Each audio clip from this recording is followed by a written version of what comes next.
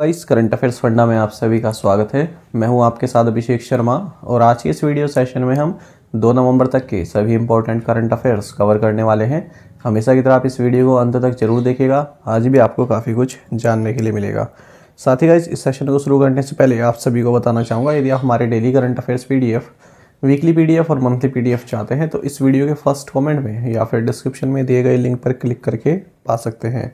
कोई भी अगर आपका डाउट है हमारे करंट अफेयर्स PDF कोर्स से संबंधित तो आप हमें कमेंट बॉक्स में ज़रूर लिखिएगा। आपको बता दें, ये जो हमारा PDF कोर्स है ये 1 साल के लिए वैलिड रहता है और इसमें आप हमारे जितने भी करंट अफेयर्स PDFs हैं इनको डाउनलोड कर सकते हैं, प्रिंट आउट भी निकलवा सकते हैं। हर एक महीने का बैंकिंग अवेयरनेस PDF भी प्रोवाइड कराया जाता है।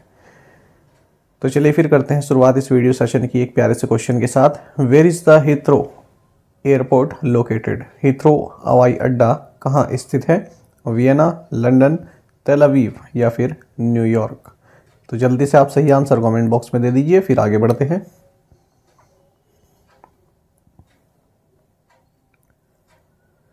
The central government has approved Terai elephant reserve in which state? केंद्र सरकार ने किस राज्य में तराई हाथी रिजर्व को मंजूरी दी है? ऑप्शंस आपके सामने हैं। सही answer option C Uttar Pradesh है।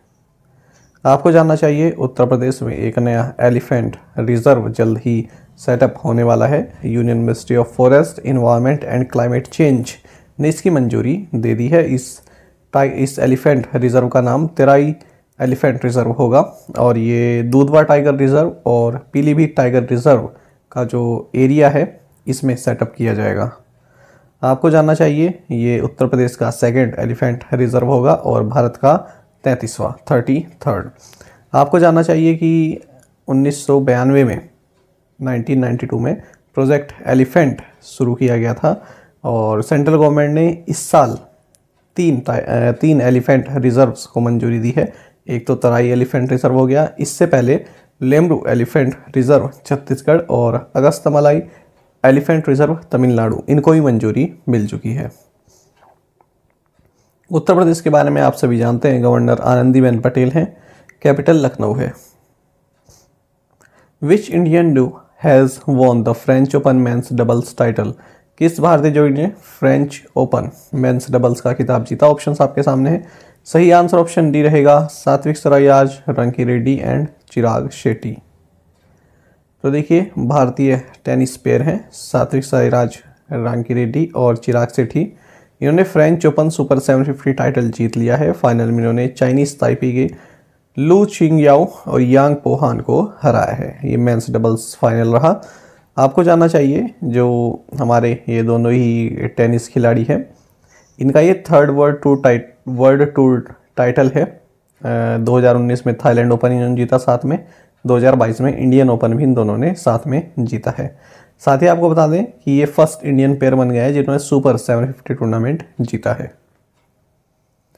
Orbital rail corridor has been launched in which state of India? Orbital rail corridor Bharat के किस राज्य में लॉन्च किया गया? ऑप्शंस आपके सामने हैं। सही आंसर ऑप्शन बी है, हरियाणा। तो देखिए, union home minister Amit Shah, इन्होंने 126 kilometre long Haryana orbital rail corridor इसकी आधारशिला रखी है। आपको बता दें, इस पूरे प्रोजेक्ट की जो लागत है 5,618 करोड़ रुपीस है। ये एक new electrified double broad gauge rail line है पलवल से सोनीपत के बीच में, जो कि सोना, मानेसर और खारखौड़ा हरियाणा से होकर गुजरती है, दिल्ली को बाईपास करते हुए। साथ ही इन्होंने 590 करोड़ की लागत से सोनीपत में एक रेल कोच रिफर्बिशमेंट फैक्ट्री को भी इनोग्रेट किया है। साथ ही इंडिया का लॉन्गेस्ट एलिवेटेड रेलवे ट्रैक, जिसकी लागत 315 करोड़ रुपीस है, इसको भी इनोग्रेट किया है रोहतक में। साथ ही इन्होंने हरियाणा पुलिस हाउसिंग कॉम्प्लेक्स भौंसी यहाँ पर इनोग्रेट किया है। हरियाणा के बारे में आप जानते हैं, कैपिटल चंडीगढ़ है, गवर्नर बंडारू दत्तात्रेय हैं और चीफ मिनिस्टर मनोहर लाल खट्टर हैं। Which airport in India has been ranked the world's 10th busiest? Bharat के इस हवाई अड्डे को दुनिया का 10वां सबसे व्यस्त हवाई अड्डा घोषित किया गया। सही आंसर यहाँ ऑप्शन बी रहेगा, Indira Gandhi international airport Delhi, IGI Delhi. तो देखिए, अक्टूबर के महीने की अगर हम बात करें तो Indira Gandhi international airport new Delhi. इसको वर्ल्ड का 10th बिजिएस्ट एयरपोर्ट जो है घोषित किया गया है, अगर हम in terms of seat capacity and frequency of domestic and international flights की बात करें। ये रिपोर्ट एक एविएशन एनालिटिक्स फर्म है OAG, इसके द्वारा जारी की गई। इन्होंने बताया कि 2019 में दिल्ली की रैंक 14th थी और अब इसने अपनी रैंक में इसका सुधार आया है अगर हम बिजिएस्ट एयरपोर्ट की बात करें। और अक्टूबर 2022 में जो सबसे बिजिएस्ट एयरपोर्ट रहा पूरे वर्ल्ड का, ये आपका रहा Hartsfield Jackson Atlanta international airport, United State. Atlanta के बाद दुबई दूसरे नंबर पर है और टोक्यो हानेडा एयरपोर्ट ये तीसरी नंबर पर है। यदि हम अगर हम केवल वर्ल्ड के बिजिएस्ट इंटरनेशनल एयरपोर्ट की बात करें इंटरनेशनल फ्रीक्वेंसी के हिसाब से, केवल इंटरनेशनल फ्रीक्वेंसी के हिसाब से यदि हम वर्ल्ड के बिजिएस्ट इंटरनेशनल एयरपोर्ट की बात करें तो उसमें कोई भी इंडियन एयरपोर्ट टॉप 10 में नहीं है, जबकि दुबई फर्स्ट पोजीशन पर है इस मामले में, इंटरनेशनल फ्रीक्वेंसी के मामले में। इन विच स्टेट और यूटी हैज़ अनाउंस्ड, माफ़ कीजिएगा, विच स्टेट और UT has announced one time property tax amnesty scheme Samriddhi. किस राज्य या केंद्र शासित प्रदेश ने एक मुश्त संपत्ति कर माफ़ी योजना समृद्धि की घोषणा की? सही आंसर ऑप्शन ए दिल्ली है। तो आपको जानना चाहिए गवर्नमेंट ऑफ दिल्ली ने जो भी नेशनल कैपिटल दिल्ली की ऑथोराइज्ड और रेगुलाइज्ड कॉलोनीज़ हैं, इनके जो रेजिडेंट्स हैं, तो उनके लिए एक one time property tax amnesty scheme announce की है जिसका नाम है समृद्धि। समृद्धि बोले तो strengthening and augmentation of municipal revenue for infrastructure development in Delhi. तो इसमें ये बताया गया है कि जिनका भी रेजिडेंशियल प्रॉपर्टी से संबंधित जो भी पेंडिंग टैक्स है तो वो आप चुकता कर दीजिए पिछले 5 साल का जिसका भी रहा हुआ है। केवल प्रिंसिपल अमाउंट आपको देनी है, किसी भी प्रकार की पेनल्टी या फिर इंटरेस्ट इसमें नहीं लगेगा, जो भी आपका पेंडिंग टैक्स है उसमें। World vegan day is celebrated on which day. World vegan day किस दिन मनाया जाता है? ऑप्शंस आपके सामने है, सही आंसर ऑप्शन ए रहेगा 1 नवंबर। तो देखिए वर्ल्ड वीगन डे ये हर साल 1 नवंबर को मनाया जाता है। इसकी स्थापना 1994 को लुइस वैलिस द्वारा की गई थी, जो कि the vegan society United kingdom के तब के चेयरमैन रहे, क्योंकि जो ये सोसाइटी इसकी 50th एनिवर्सरी 1994 में हो रही थी, तो उसी को कॉमेमोरेट करने के लिए ये डे मनाया गया था। साथ ही ये जो टर्म है वीगन, ये भी उसी वक्त ईजाद किया गया। इस बार इसका थीम रहेगा वर्ल्ड वीगन डे का future normal. Which state government has back the Scotch award in the women and child development category for its popular Lakshmi Bhandar scheme. किस राज्य सरकार ने अपनी लोकप्रिय लक्ष्मी भंडार योजना के लिए महिला एवं बाल विकास श्रेणी में स्कॉच पुरस्कार प्राप्त किया? ऑप्शंस आपके सामने हैं, सही answer option D West Bengal है। तो आपको जानना चाहिए वेस्ट बंगाल ने स्कॉच अवार्ड प्राप्त किया है women and child development category में अपनी लक्ष्मी भंडार स्कीम के लिए। वेस्ट बंगाल गवर्नमेंट ने ये जो लक्ष्मी भंडार स्कीम है इसको अगस्त 2021 में लॉन्च किया था। इसके तहत जो भी 25 से 60 साल की जो एज ग्रुप है, इसमें जो भी वुमेन हेड हैं फैमिली की, उनको फाइनेंशियल सपोर्ट प्रोवाइड कराया जाता है। तो 500 रुपीज़ पर मंथ तो जनरल कास्ट कैटेगरी की जो वुमेन हेड हैं फैमिली की उनको दिया जाता है, और 1000 रुपीज़ पर मंथ जो SC ST कैटेगरीज की हैं उनको दिया जाता है। अगर हम बात करें स्कॉच अवार्ड की तो इसकी स्थापना साल 2003 में हुई थी। तो बेस्ट गवर्नेंस के लिए अवार्ड दिया जाता है। वेस्ट बंगाल के बारे में आप जानते हैं कि कैपिटल कोलकाता है, चीफ मिनिस्टर ममता बनर्जी हैं, गवर्नर ला गणेशन है। Which country has chosen US firm Westinghouse to build its first nuclear power plant. किस देश ने अपना पहला परमाणु ऊर्जा संयंत्र बनाने के लिए अमेरिकी फर्म वेस्टिंगहाउस को चुना है? ऑप्शंस आपके सामने है, सही आंसर ऑप्शन ए पोलैंड है। तो आपको जानना चाहिए पोलैंड ने US की एक फर्म है वेस्टिंगहाउस, इसको चुना है अपना फर्स्ट न्यूक्लियर पावर प्लांट बनाने के लिए। पोमेरेनिया प्रोविंस में बनेगा। बाकी आपको पोलैंड के बारे में ये जानना चाहिए कि कैपिटल वार्सा है और यहाँ की करेंसी पोलिश ज़्लोटी है। इसकी करेंसी कई बार एग्जाम में पूछी जाती है, याद रखिएगा। Which of the following has been recognised as India's most sustainable oil and gas company. निम्नलिखित में से किसे भारत की सबसे स्थायी तेल और गैस कंपनी के रूप में रिकॉग्नाइज किया गया है, मान्यता दी गई है? ऑप्शंस आपके सामने है, सही आंसर ऑप्शन बी रहेगा BPCL, भारत पेट्रोलियम। तो देखिए भारत पेट्रोलियम कॉरपोरेशन लिमिटेड यानी कि बीपीसीएल जो कि एक महारत्न कंपनी है और फॉर्च्यून ग्लोबल 500 लिस्ट में भी ये शामिल है, तो इसे नंबर 1 रैंक दी गई है Indian oil and gas sector में for its sustainability performance in 2022 edition of S&P Dow Jones sustainability indices corporate sustainability assessment rankings. बाकी आपको जानना चाहिए एक और करंट अफेयर बीपीसीएल से संबंधित है। इनके जो एमडी और सीईओ रहे अब तक अरुण कुमार सिंह, ये रिटायर हो चुके हैं और इनके बदले वेत्सा रामाकृष्ण गुप्ता, इनको अब एडिशनल चार्ज दिया गया है बीपीसीएल के चेयरमैन एंड मैनेजिंग डायरेक्टर का, सीएमडी का। बाकी बीपीसीएल का हेडक्वार्टर्स मुंबई महाराष्ट्र है, आप सभी जानते हैं। Which FMCG firm will acquire 51% stake in Badshah Masala in ₹587.52 crore rupees deal. कौन सी एफएमसीजी फर्म 587.52 करोड़ रुपए के सौदे में बादशाह मसाला में 51% हिस्सेदारी हासिल करेगी? ऑप्शन आपके सामने, सही आंसर ऑप्शन भी रहेगा डाबर। तो आपको यहाँ जानना चाहिए कि एफएमसीजी फर्म डाबर इंडिया ये बादशाह मसाला में 51% स्टेक एक्वायर करेगी। इसके लिए 587.52 करोड़ रुपीस की डील हुई है। आपको यहाँ पर एफएमसीजी की फुल फॉर्म जाननी चाहिए, ये भी एग्जाम में पूछ ली जाती है, फास्ट मूविंग कंज्यूमर गुड्स। बाकी आप जानते हैं कि डाबर ये एक Indian multinational consumer goods company है। इसकी स्थापना एसके बर्मन द्वारा की गई थी। हेडक्वार्टर्स गाजियाबाद में और फिलहाल इसके सीईओ मोहित बर्मन है। North India's first hyper scale data centre Yotta D1 inaugurated in which city. उत्तर भारत के पहले hyper scale data centre Yotta D1 का उद्घाटन किस शहर में हुआ है? ऑप्शंस आपके सामने है, सही answer option D greater Noida है। तो आपको जानना चाहिए उत्तर प्रदेश के जो चीफ मिनिस्टर हैं योगी आदित्यनाथ, इन्होंने नॉर्थ इंडिया का first hyper scale data centre Yotta D1 जो कि 5,000 करोड़ रुपए की लागत से बना है और 3 लाख स्क्वायर फीट के एरिया में जो ये फैला हुआ है, तो इसको ग्रेटर नोएडा में जो डेटा सेंटर पार्क है यहाँ पर सेटअप किया जा रहा है, इसको इनोग्रेट किया गया है। ये डेटा सेंटर में जो है 6 डेटा सेंटर इसमें शामिल रहेंगे। जो डेटा सेंटर पार्क है ग्रेटर नोएडा में, इसमें 6 डेटा सेंटर बनेंगे, उनमें से एक ये है।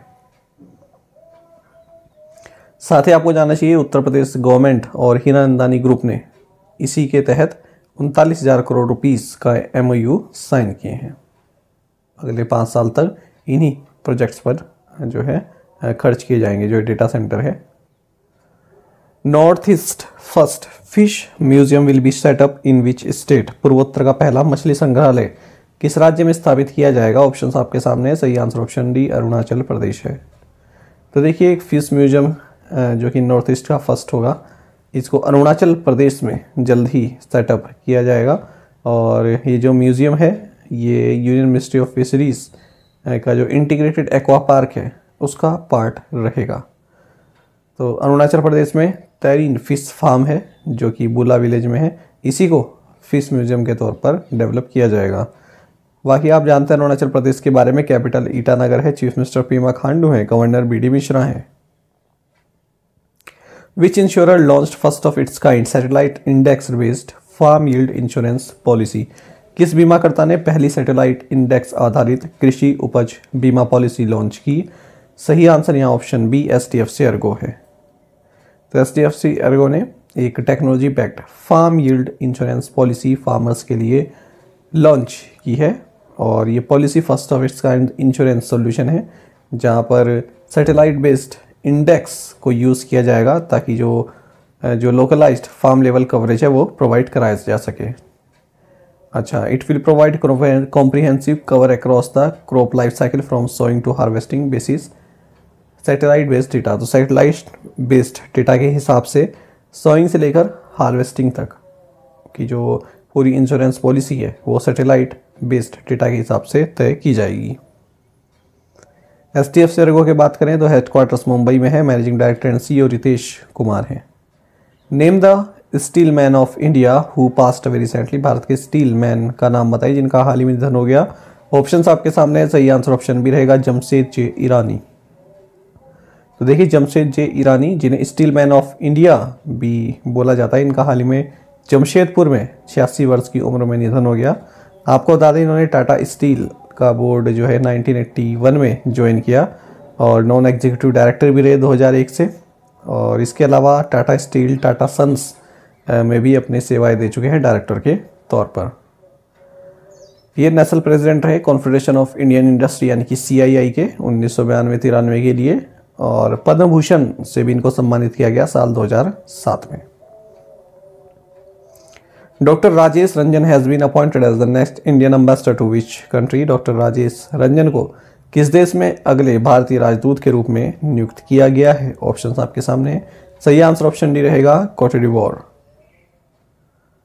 तो इंडियन फॉरेन सर्विस ऑफिसर हैं डॉक्टर राजेश खन्ना, माफ़ कीजिएगा वो फ्लो में राजेश खन्ना ही निकल गया, डॉक्टर राजेश रंजन। तो इनको कोट डिवोर, ये अफ्रीकन नेशन है, इसमें नेक्स्ट इंडियन एम्बेसडर अपॉइंट किया गया है। आपको जानना चाहिए इस कंट्री के बारे में। इसकी कैपिटल यामोसुकरो है और यहाँ की कैपिटल वेस्ट अफ्रीकन या फिर फ्रैंक है। Which Gramin bank has renewed bancassurance pact with LIC recently. किस ग्रामीण बैंक ने हाल ही में LIC के साथ बैंक एश्योरेंस समझौते का नवीनीकरण किया है? ऑप्शन आपके सामने है। सही आंसर ऑप्शन डी, कर्नाटका विकास ग्रामीण बैंक है। तो आपको जानना चाहिए कर्नाटका विकास ग्रामीण bank Dharwad headquarter regional rural bank है ये। इसने life insurance corporation of India LIC के साथ अपना एग्रीमेंट रिन्यू किया है, मेमोरेंडम ऑफ अंडरस्टैंडिंग को रिन्यू किया है। Which state signed an MOU with the credit guarantee fund trust for micro and small enterprises for MSME borrowers. किस राज्य ने MSME उधारकर्ताओं के लिए credit guarantee fund trust for micro and small enterprises के साथ एक समझौता ज्ञापन पर हस्ताक्षर किए? ऑप्शन आपके सामने है। सही आंसर ऑप्शन सी, मेघालय रहेगा। तो देखिए मेघालय गवर्नमेंट ने एक MOU साइन किया है credit guarantee fund trust for micro and small enterprises के साथ, ताकि जो MSME बोरोवर्स हैं वो उनको जो क्रेडिट है वो आसानी से प्राप्त हो सके। आपको जानना चाहिए MOU स्टेट फाइनेंस डिपार्टमेंट और CGTMSE के बीच साइन हुआ है under the ministry of MSME। तो जो मेघालय क्रेडिट गारंटी स्कीम है इसी को इम्प्लीमेंट करने के लिए MOU साइन किया गया है। बाकी आप जानते हैं मेघालय की कैपिटल शिलोंग है, यहाँ के चीफ मिनिस्टर कोनराड संगमा है, गवर्नर BD मिश्रा है, एडिशनल चार्ज इनके पास है, सत्यपाल मलिक अब तक गवर्नर थे। Which insurer has tied up with Medix to offer specialised critical illness cover. किस बीमाकर्ता ने विशेष गंभीर बीमारी कवर की पेशकश करने के लिए मेडिक्स के साथ करार किया? ऑप्शन आपके सामने है। सही आंसर ऑप्शन भी रहेगा, टाटा AIA लाइफ इंश्योरेंस। तो देखिए टाटा AIA लाइफ इंश्योरेंस ने मेडिक्स, जो कि एक ग्लोबल कंपनी है मेडिकल मैनेजमेंट सॉल्यूशंस के फील्ड में, इसके साथ टाई अप किया है, जिसके तहत जो टाटा AIA लाइफ इंश्योरेंस के जो कंज्यूमर्स हैं, जो इसके कस्टमर्स हैं, उनको मेडिक्स की सेवाएं भी प्राप्त हो सकेंगी। जैसे कि मेडिकल स्पेशलिस्ट आप प्राप्त कर सकते हैं सीरियस इलनेस अगर किसी को हो जाती है उस दौरान, पर वो जो है टाटा AIA लाइफ इंश्योरेंस का पॉलिसी होल्डर होना चाहिए, तभी आप मेडिक्स की सेवाएं ले सकते हैं।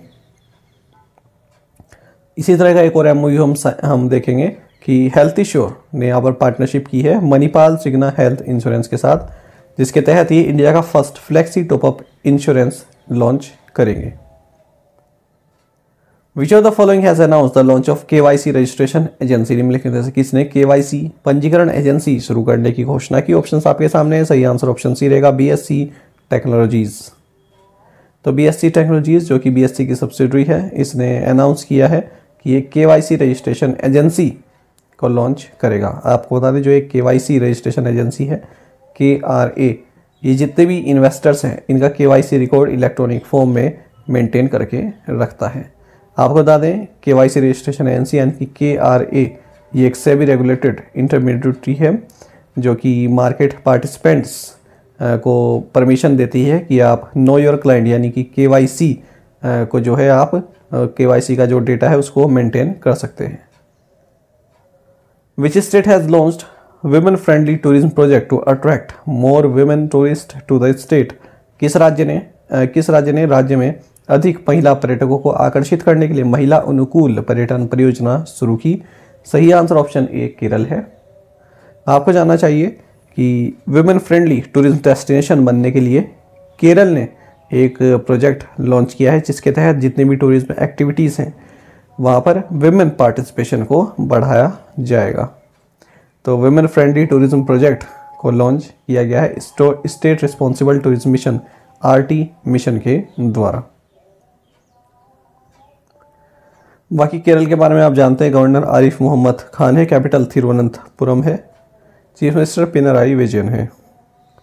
International day to end impunity for crimes against journalist is observe on which day. पत्रकारों के खिलाफ अपराधों के लिए दंड मुक्ति को समाप्त करने के लिए अंतर्राष्ट्रीय दिवस किस दिन मनाया जाता है? ऑप्शन आपके सामने है, सही आंसर ऑप्शन बी नवंबर 2 है।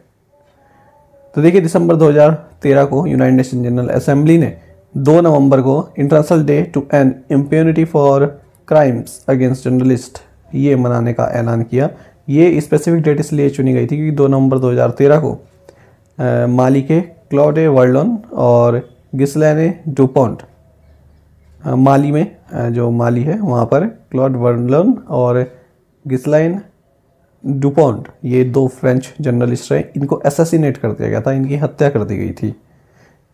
तो उन्हीं को कमेमोरेट करने के लिए ये डे मनाया जाता है। आपको बता दें, इस साल 2022 में जो मेन इवेंट हो रहा है इस डे का, ये वियना ऑस्ट्रिया में हो रहा है और यूनेस्को भी 2 थीमेटिक कंसल्टेशंस ऑर्गेनाइज कर रहा है इस मौके पर, जिनके थीम है इंटरनेट ट्रांसपेरेंसी और safety of women journalist. RBI has lifted the ban on opening of new branches of Tamil Nadu Mercantile Bank. In which year was this ban imposed on the bank? RBI ने Tamil Nadu mercantile bank की नई शाखाएं खोलने पर प्रतिबंध हटा दिया है। बैंक पर यह प्रतिबंध किस वर्ष लगाया गया था? ऑप्शंस आपके सामने है, सही आंसर ऑप्शन सी रहेगा 2019। तो आपको जाना चाहिए, रिजर्व बैंक ऑफ इंडिया ने 3 साल पहले जो बैन लगाया था तमिलनाडु मर्केंटाइल बैंक पर कि अपनी नई ब्रांचेस अभी ओपन नहीं कर सकता है, वो बैन हटा दिया गया है। इस बैंक पर ये जो बैन है, तमिलनाडु मर्केंटाइल बैंक पर जो बैन है, ये साल 2019 में लगाया गया था। बाकी आपको जानना चाहिए इस बैंक के बारे में, हेडक्वार्टर्स थूथुकुडी तमिलनाडु में है, CEO KV रामा मूर्ति हैं और टैगलाइन है be a step ahead of life. 1921 में इस बैंक की आधारशिला रखी गई थी। नादर बैंक पहले इसका नाम हुआ करता था। 1962 में इसका नाम बदलकर तमिलनाडु मर्केंटाइल बैंक कर दिया गया। प्रीवियस असाइनमेंट क्वेश्चंस के आंसर देखेंगे। Why was the 12 mile Kerch straight bridge was in news recently? तो ये जो ब्रिज है ये रशिया को क्रिमियन पेनिनसुला से लिंक करता है और हाल ही में एक्सप्लोजन यहाँ पर हुआ, डैमेज कर दिया गया इसको। What is India's rank in terms of number of nurses working abroad? Answer is second, पहले नंबर पर फिलीपींस है। Which state records nation's highest percentage of child marriage with 5.8%? Answer is Jharkhand. In October, which country announced $400 million humanitarian aid to Ukraine? Answer is Saudi Arab. The Gujarat government moved a proposal to form a committee to look into implementing the Uniform Civil Code in the state. Which are the other 2 BJP-ruled states that announced similar moves related to implementing the UCC this year? Answer is Uttarakhand and Himachal Pradesh. Which bank has announced the launch of its first digital banking unit in Chalakudi in Kerala's Thrissur district? Answer is South Indian Bank. आप में से कई students ने बिल्कुल सही answer दिया है, इसी तरह से पार्टिसिपेट करते रहिए। आज के असाइनमेंट क्वेश्चंस देख लेते हैं। Who are the authors of the books title The Corbett Papers? Tesla chief Elon Musk has taken over which social media platform? Which country will host the 12th World Hindi Conference next year from Feb 15-17 2023? India will contribute USD to the United Nations Trust Fund for Counter-Terrorism this year. Which city witnessed the horrific tragedy after more than 150 were killed after they got trapped and crushed during a huge Halloween party? Prime Minister Narendra Modi laid the foundation stone for which transport aircraft manufacturing facility to be set up by a consortium of Tata Advanced System Limited and Airbus Defence and Space in Vadodara? तो ये वाला question भी महत्वपूर्ण रहेगा। आपको बताना है कि कौन सी एयरपोर्ट मैन्युफैक्चरिंग फैसिलिटी यहाँ पर लॉन्च की जाएगी। C95, C85, C71, इस तरह से आंसर आपको देना है।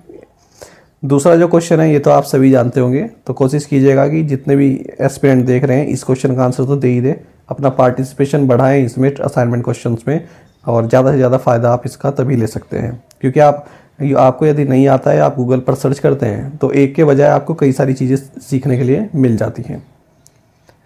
साथ ही करंट अफेयर्स फंडा को आप टेलीग्राम पर भी ज्वाइन कर सकते हैं। यहाँ पर रेगुलर वीडियो अपडेट्स और करंट क्विज़ हम आप सभी के लिए डालते रहते हैं। साथ ही डिस्कशन ग्रुप में आप किसी भी क्वेश्चन का सोल्यूशन पा सकते हैं। दोस्तों, यहाँ पर हमारे करंट अफेयर्स की प्लेलिस्ट दी गई है, इसको आप जरूर देखिए। अपने दोस्तों के साथ, फेलो एस्पिरेंट साथ हमारे करंट अफेयर्स को शेयर करिए। आज का सेशन आपको कैसा लगा कमेंट बॉक्स में जरूर बताइएगा। Thank you guys.